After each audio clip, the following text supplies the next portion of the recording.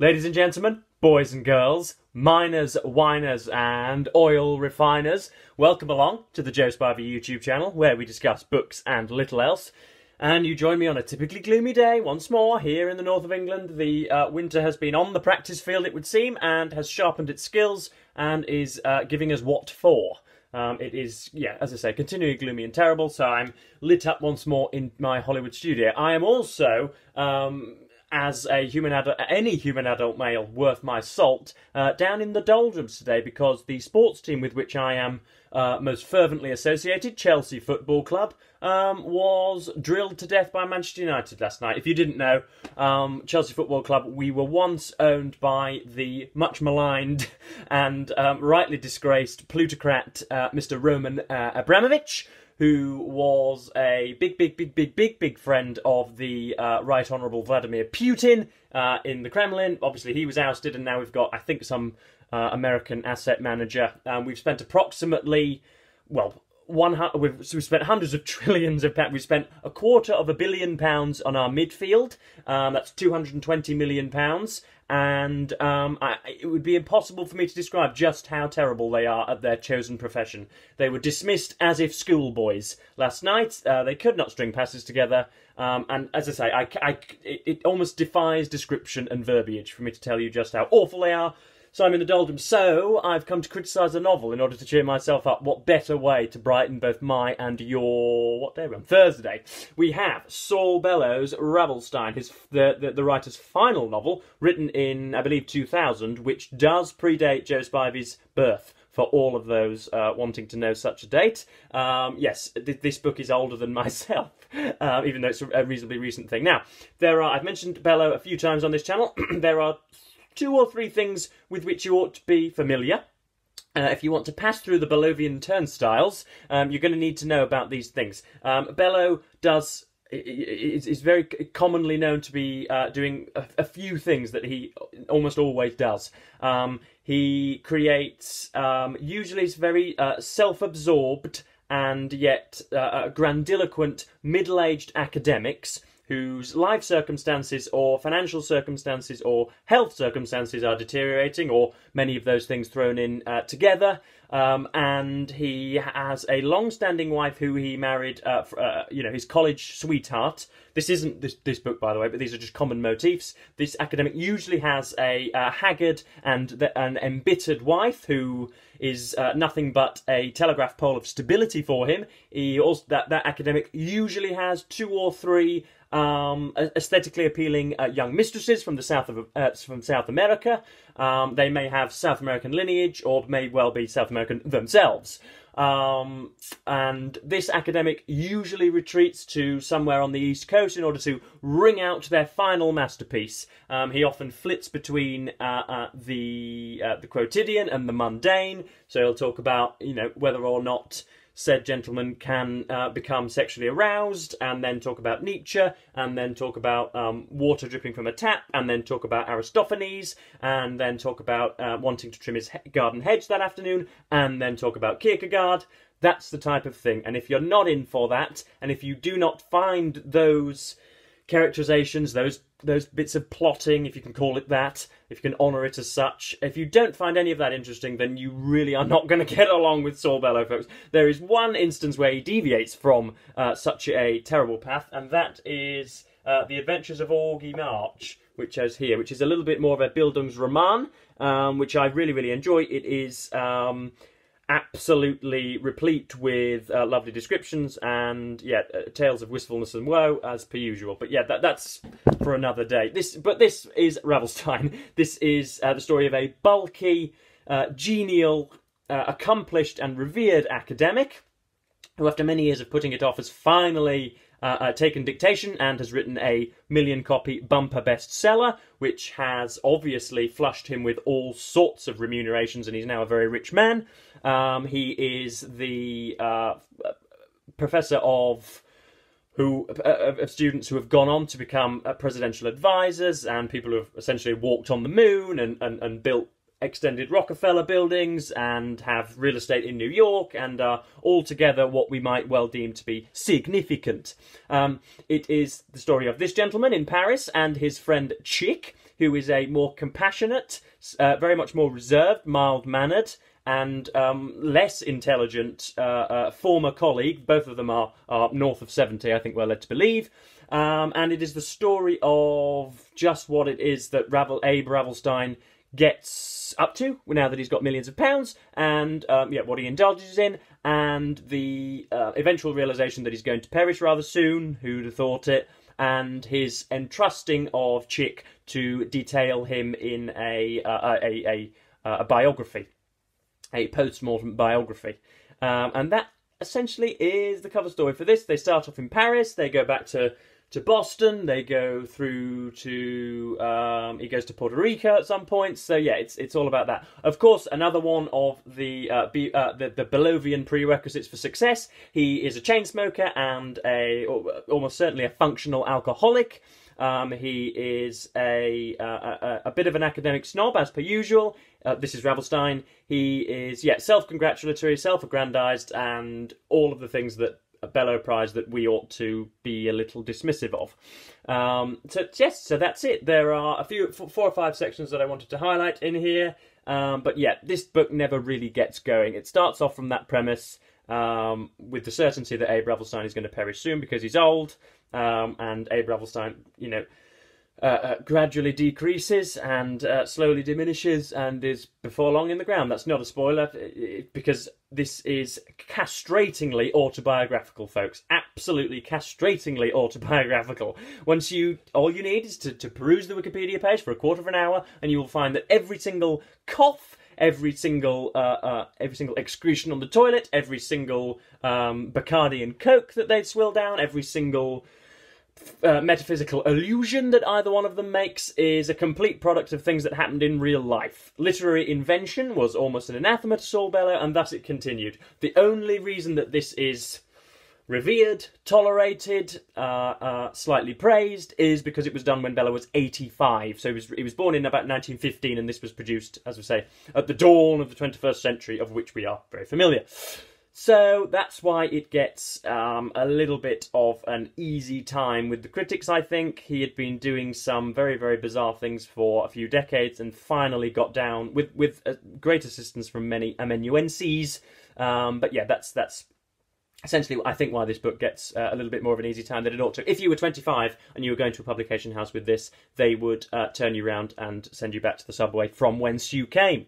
But yeah, I've got a few sections that I want to highlight. As per usual, the women in this have just got their heads in soiled mashed potato most of the time. They don't have cerebral cortices. They don't have internal conflictions. They don't have any desire beyond the need to please the messianic brilliance that is the husband in their lives. It's just a load of shirt-tugging that nobody should really be interested in anymore. But because Bellow won the Nobel Prize and did a great many other things, wrote good books. Augie March, I think, is excellent. Herzog, nice in places. All my stuff, which I'm sure you'll see in one of my bookshelf tours later on this week. Some of that stuff he's done is excellent, but this just never gets going, unfortunately. So I've got a few sections that I wanted to highlight and stuff that I want to hold your hand through, being the excellent and I'm sure you'll agree sexually appealing pedagogue that I am. So this is talking about it's a good passage, and it's about on Abe Ravelstein's lecturing intentions. So it runs thusly. It had taken Ravelstein some time to get used to seeing Rosamond and me as a married pair. That's Chick's wife, Rosamond.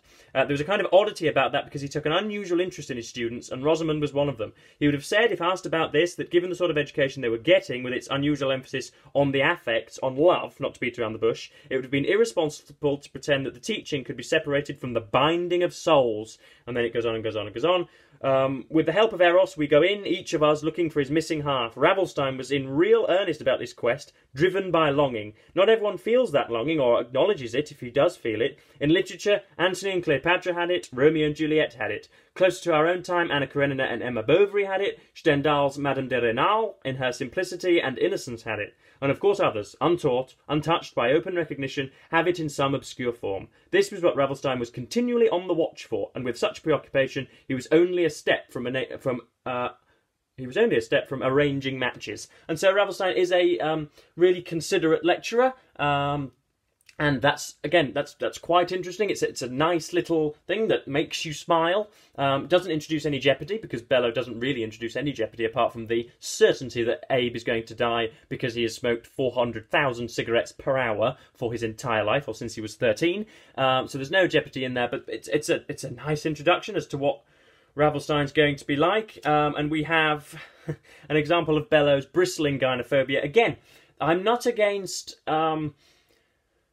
showing one particular persona as being rather chauvinistic or somehow prejudiced against a particular set of people, as long as it goes towards some sort of end. I can't think off the top of my head, but of course, without silliness and prejudice and all sorts of stupidity, some plots wouldn't be able to be moved along. So it's not just that I disagree with the persona, because obviously sometimes he can be a prejudiced persona, or something that we find altogether petrifying and putrid can be done to some sort of artistic end. But it's never done in Bellow. He seems to be gynophobic for gynophobia's sake.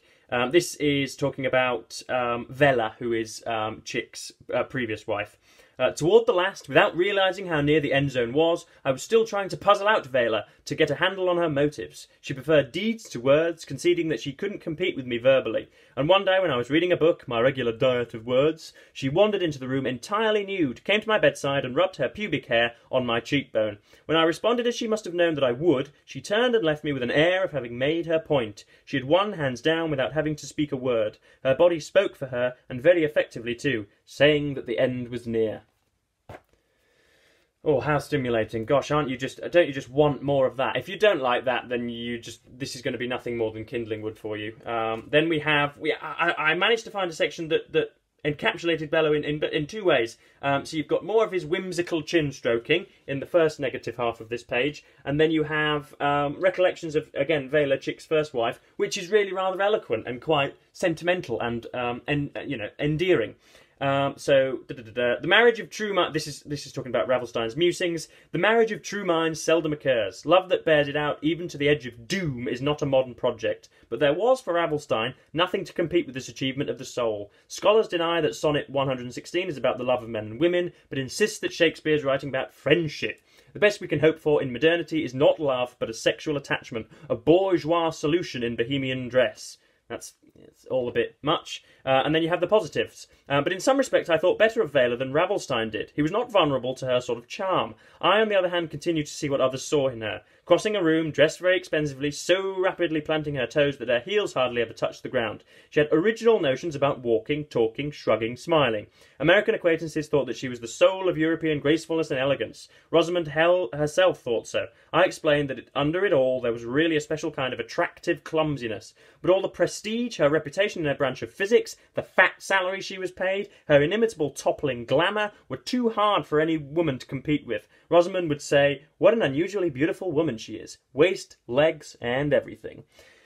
So that's again, stylistically really, really nice. It runs off the tongue really nicely. Of course, the stuff that it depicts are pretty abhorrent, but beyond that, I thought it was really good. All of this, he engages in wide-armed profundity a lot. This talks about one of the random people that are introduced, a bloke called Herbst, who is one of Ravelstein's friends, who has who is the subject of an organ transplant from somebody who died in a road traffic accident earlier before. So 5 years ago, the surgeons had told Herbst his heart was used up. He was waitlisted for a transplant with a very high priority. He had no more than a week to go when a motorcyclist from Missouri was killed in a crash. The boy's organs were harvested. Technically, these transplants are an immense achievement. The human side of the thing is that Morris carries around another man's heart in his chest. One might accept a skin graft from a compatible stranger, but the heart, we would be inclined to agree, is a different matter. The heart is a mystery. If you've seen your own heart on a video screen, as millions by now have done, convulsing and opening rhythmically, you may have wondered why this persistent muscle is so faithful in its function from the uterus to the last breath. This rhythmic gripping and relaxing blindly goes on. Why? How? And who was it now that prolonged Morris Herbst's life? A harum-scarum adolescent speed demon from Missouri about whom Herbst knew nothing? Nothing fits here except the old industrial slogan, "The parts are interchangeable." This brings modern reality home to us. During the war, it often came home to me that the Russian troops driving Hitler's army back through Poland did it all on canned pork from Chicago. Again, that's just, it's, as I say, an attempt at wide-armed profundity. He's trying to be, enduring and timeless, and is trying to be quote fodder for Instagram fellows of today, none of which is really successful. But there was one section that I did want to highlight because he is so very capable of being excellent, but doesn't do it very often. This is talking about, it's clearly really capable of astonishing us. This is about when Chick himself becomes slightly ill. He's retired to a Boston hospital. Of course, Saul Bellow, who was also food poisoned in Puerto Rico like Chick, and then retires to a Boston hospital, did the very same thing. And so invention, again, you have to always be in mind that this is, there's a French phrase for it, I can't quite remember. It's essentially fictionalizing memoir. It's autofiction, what we would call now. But yes, this is the paragraph that I think is brilliant. It occurred to me during one fragmented and hopeless day that I might be one of those cunning patients whose master plan is to drink up the doctor's attention. The sick man sees that the physician must portion it out, and he also recognises a special need to get ahead of his sick and dying rivals. The doctor naturally has to protect himself against these monopolising impulses, perhaps I should say instincts, of people who are blindly recovery bent, who have the deep and special greed of the sick when they have decided not to die. Now that has got... you can clearly see just how much Bellow has influenced Martin Amis in that, the kind of the itemisation of emotion, the reifying of emotion, monopolising time and attention. People, what was that? Who have decided not to die, and stripping human agency or adding human agency where it is not existing. Flipping between different metaphorical themes there. That's all really good. And if the book was full of that and actually had some character development and some interesting articles on death, that would be great, but it doesn't. So we're going to throw that aside, and I'm just going to give you one more bit of non-fiction for the day. This was looked at on Steve Donohue's channel for Non-Fiction November, and I have brought it up because this is, first of all, James Wood's Serious Noticing, Selected Essays. I don't know why mine seems to have such a sodden cover, as though James Wood's avowed and much documented eloquence actually brought me to tears and made me cry all over the front of it. But anyway, this is one of the articles, or one of the essays in here is, oh Christ, this is terrible for lighting, Saul Bellow's comic style. And this is what he has to say, including stuff about Ravelstein. Saul Bellow is probably the greatest writer of American prose of the 20th century. Just let that sink in, folks. Where greatest means most abundant, various, precise, rich and lyrical.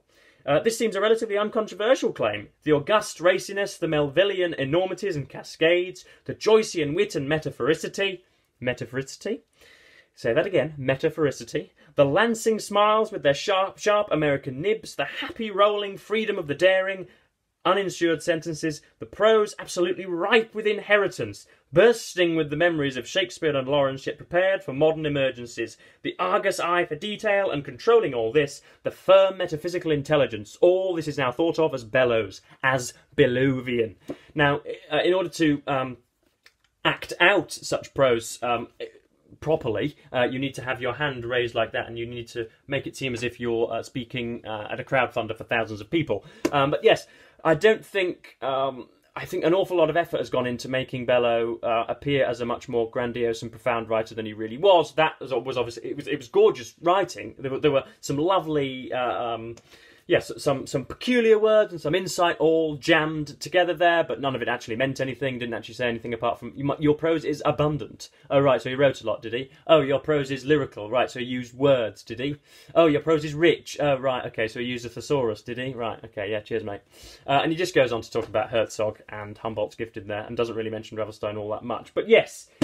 That has been my random review of Ravelstein. My random review is known for neither being random nor reviews, strictly because, of course, I don't randomise them. I have a TBR which I adhere to strictly, and my reviews are either violent condemnations, which seek to completely take away the scrotum or vaginal part of such a writer, or their big pyrotechnical celebrations. But anyway, that was random reviews for Ravelstein. It is, I think, National Christmas Jumper Day here in Britain, which I'm reliably informed anyway, which is why I've got this, I don't know what the hell this is called. I thought these were resigned to car boot sales in the 1970s, but they're not. But yes, that just about covers me for today, folks. I will be back, I think, I can grab it. Oh, look at me, extracurricular. This is so good. The Way We Live Now by Anthony Trollope is going to be the next thing that I read. It's a huge, huge, huge toe crusher of a thing that I'm going to love, I'm sure, because I love everything that Mr. T wrote